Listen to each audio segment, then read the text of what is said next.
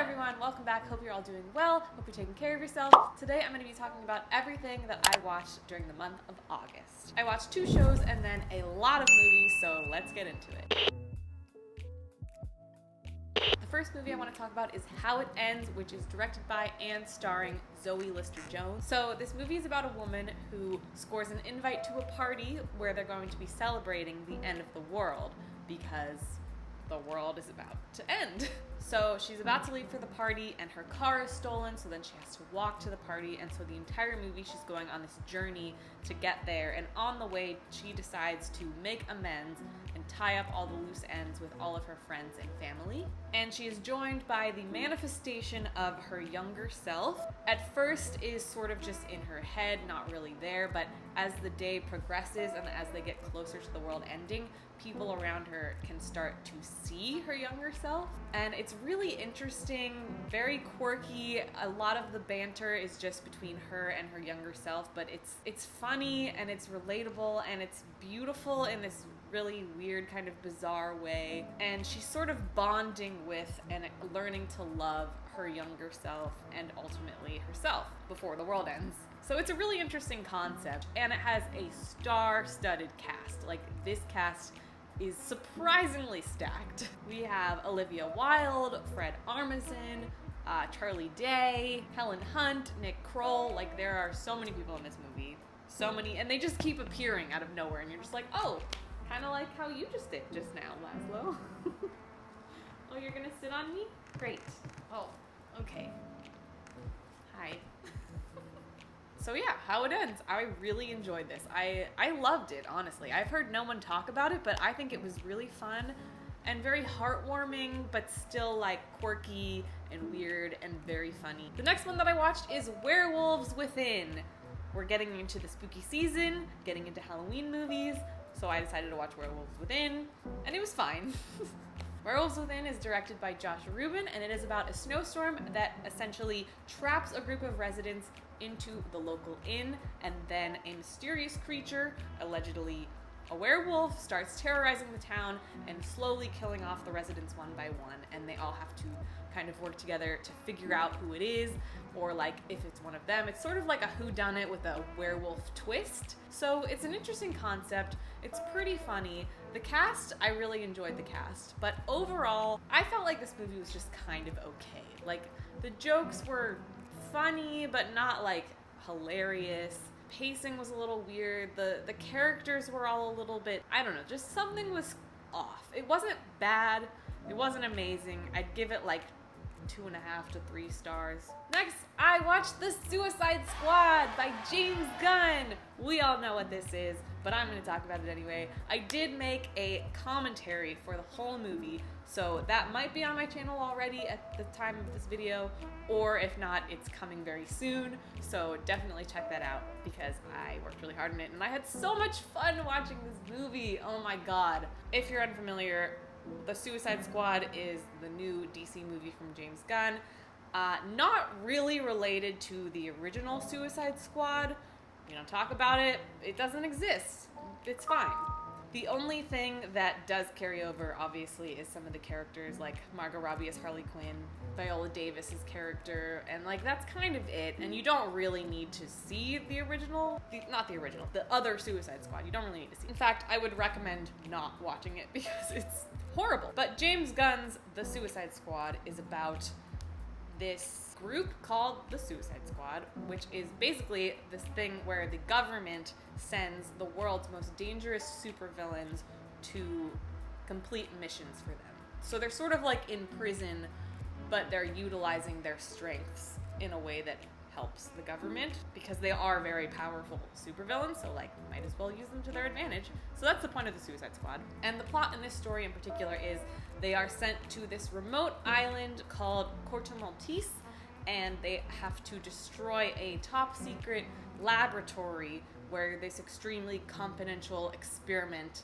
is, and it's very vague as to what that is, but it's called Project Starfish, and they have to go in and destroy it. So it's basically like this ragtag team of horrible people that are sent on this mission, and it's just so much fun. I love James Gunn. Thank you, James Gunn. Okay, moving on. The next movie that I watched was Ride the Eagle, Ride the Eagle is directed by Trent O'Donnell, and it stars Jake Johnson. It's about a man played by Jake Johnson whose estranged mother recently died, and he didn't really know her very well, but she left him this inheritance, and she left him her home, which is this beautiful cabin in the woods, but it's a conditional inheritance, so he cannot move into the home or receive the inheritance until he completes this obscure to-do list that she's left for him on a VHS tape. So he has to complete all of these random items, step into her world, and sort of attempt to make amends from beyond the grave. It was just very nice. It was a nice movie. It was heartwarming, and it's sort of about grief, but it's also just about like finding yourself. I think Jake Johnson's performance was really good.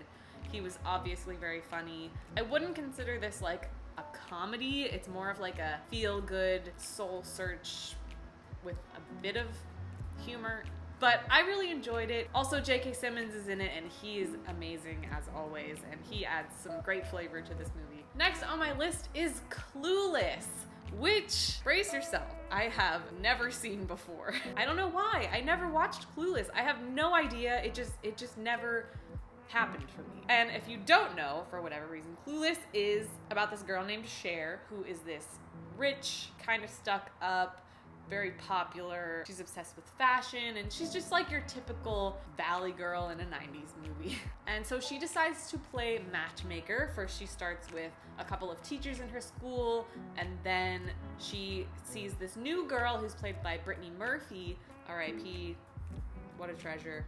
But she's this awkward new student, and Cher sees her and she's like, oh my god, I could totally give her a makeover and make her popular. And she does, she succeeds, but it turns out that she makes her even more popular than herself. And it's this sort of like self-reflective moment where she's like, oh my god, now I'm not popular, what have I done? She realizes that her ex-stepbrother, so it was like kind of her stepbrother, but only for like a really short amount of time, and now he's not her stepbrother, but he still lives in her house, and he's played by Paul Rudd. She kind of realizes that he was right about how misguided she was, because he's always telling her like, hey Cher, you need to chill, okay? And she's like, oh, okay, maybe he was right after all, and then she falls for him, and it's like this cute little romance. But I really enjoyed it. It gave me like, I'm a big Buffy the Vampire Slayer fan. If you followed my channel for a while, you know this very much. But I was getting Buffy vibes, like, a lot. Like, early season 1, pre-Slayer Buffy, or, like, even the movie. Actually, more so the movie. But yes, Clueless. Finally saw it, loved it. Okay, the next movie was a horror movie, and that is Sinister. I know. Can you lay down? Okay. Anyways, Sinister is a supernatural horror from 2012, starring Ethan Hawke. He plays a true crime writer who hasn't really written anything good in the past 10 years. He wrote like a really big bestseller and then kind of flopped after that. So he's kind of desperately trying to get his next big novel out there, trying to figure out what it's going to be. And he comes across this old snuff film where this family is hung from a tree, like mysteriously. No one could figure out how they died or who killed them, and he's like fascinated by this. So in classic sociopath fashion, he moves him and his family into their home, like the home where these people died. He's like, hey, let's live there, and I can get my work done if I live there, like a crazy person. And obviously, terrible idea, and the house is like haunted or something, and he finds a bunch of old film reels in the attic with a bunch of weird shit on them. He's trying to solve the mystery of how these people died and what it all means, and all this weird stuff starts happening, and he's still trying to figure it out and trying to write his book. And then eventually he's like, all right, there is some supernatural force here. This isn't gonna happen for me. And he realizes that living in this house could possibly be fatal for him and for his family. And that's all I'm gonna say about that. But it was so good. I can't believe I've never seen this movie. I don't know if it was the scariest movie I've ever seen, but like, it was a good horror. Like, this was fun. I'm probably gonna be watching a lot more horror movies that I haven't seen before this month and next month, since it's spooky season, my favorite time of year. Tell me the scariest movie you've ever seen, because I keep looking for a movie to like scare the shit out of me, and then I watch it and I'm like, wasn't that scary? Okay, moving on. Complete opposite direction of horror. The last movie on my list is an anime film called Ride Your Wave. Oh, I love this movie so much. Okay, Ride Your Wave is a sort of like a rom-com, but more not really a rom-com. It has rom-com vibes, but it's not a rom-com, I would say. This film is by Masaki Yuasa, and it is about, I'm probably not pronouncing that correctly, but it is about this college student girl who is a surfer. She has to find joy and purpose in life again because her one true love died. It's a sad but sweet story. It sounds really sad, and it is, obviously, but it doesn't, the overall tone isn't really depressing. It's a colorful, fun, sweet, kind of beautiful story with some sad elements to it, of course, but it doesn't hover on the sadness is what I'm trying to say. It's more of an inspiring story about how people need to keep moving forward even when they're going through hard times. And they make this food called omu rice, which looks so good, and they do it multiple times throughout the movie, and so because of that, I decided to try and make it, and I can confirm that, first of all, it's actually not that hard to make, which was very surprising, and second of all, it is the most delicious thing I've ever eaten in my life. Chef's kiss. Okay, moving on to TV shows. I watched 2 shows this month. The first one that I watched is The White Lotus, which is a 6-part HBO series. It is a satire dramedy series created by Mike White, who's made a lot of things, but I did not realize until I was reading about who wrote this, and this is one of those shows where after I finished it, I started reading a bunch of stuff about it because I was just so interested in it, and I was like, I just want to know what people are saying about this. So anyways, I was looking it up, and I didn't realize who Mike White was. I've heard his name before, but I didn't really put the pieces together as to who he was, and then I saw a picture of him, and I was like, what? That's Mike White? So yeah, I started watching this show, and I was just every episode ended, and I couldn't really tell you what happened. Nothing really happened. I mean, stuff happened, but there's not much of a plot. It's just things happen, but there's not a thing happening, you know what I'm saying? It's weird, but I was so mystified. An episode would end, I watched the first episode all the way through, and then I was like, I don't really know what that was about. I don't really understand what this show is doing, but I can't stop watching, and then I just binged the entire show in a day. The White Lotus follows the misadventures of various guests who are staying at this tropical hotel in Hawaii.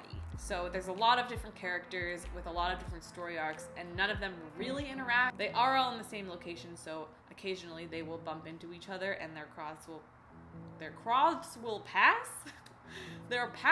cross sometimes, but overall their stories are fairly separate, and it's just following all these different stories. So that part alone was pretty interesting. So that's the premise, but at its core, this is a satire about social climbing.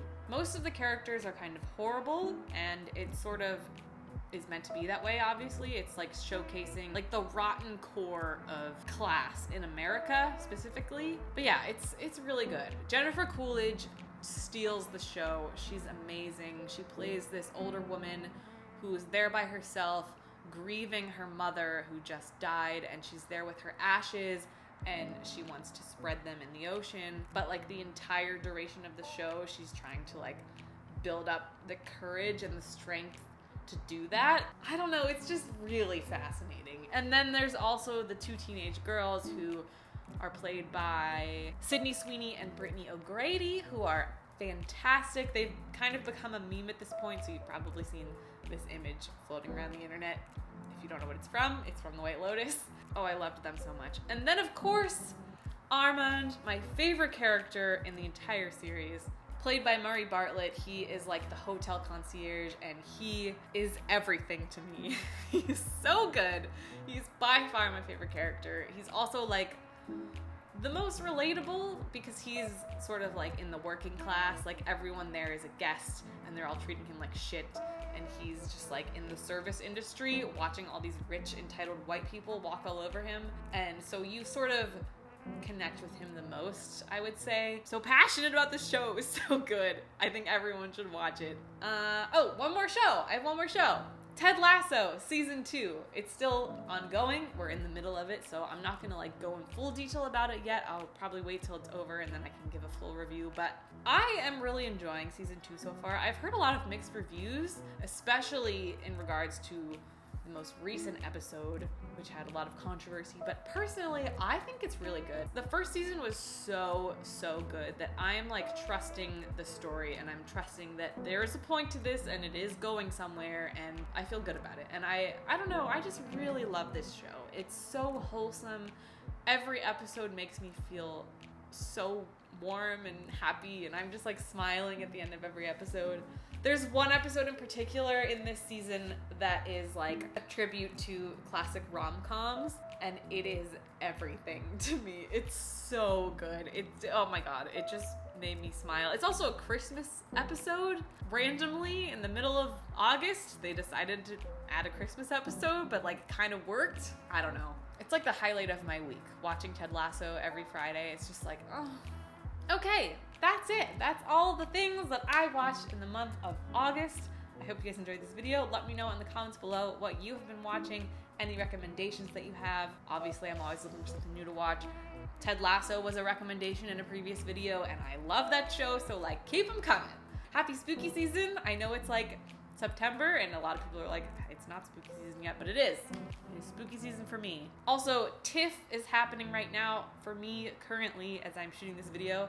That is the Toronto International Film Festival. I'm doing it remotely, so I'm obviously not in Toronto right now, but I am covering the festival. I'm watching tons and tons of movies over the next few days, so look out for some videos on this channel covering TIFF. I'm also covering it on my Twitter in real time, so check that out if you want to. Also on Letterboxd, I'm reviewing everything that I watch, so if you're into that, if you're into TIFF, if you want to know what's going on, what movies I'm watching, what I'm liking, what I'm not liking, feel free to check that out. There will be lots of TIFF-related content floating around my socials, so that's kind of what I'm doing right now. I'm very much in the middle of it. It's kind of taking over my life. That's all for this video. Thank you guys so much for watching, and I will see you in my next video.